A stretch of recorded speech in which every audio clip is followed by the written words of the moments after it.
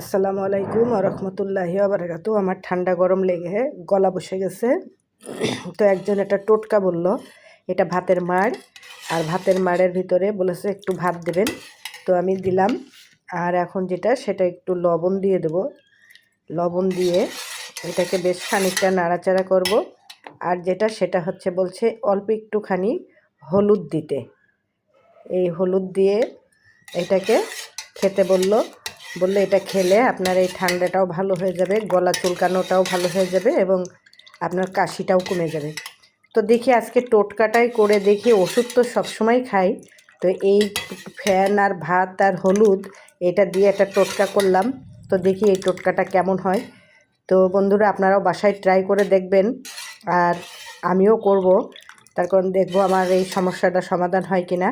ভিডিওটি ভালো লাগলে আমার সাথেই থাকবেন, লাইক শেয়ার কমেন্ট করে দেবেন। আসসালামু আলাইকুম ওয়া রাহমাতুল্লাহি ওয়া বারাকাতুহু।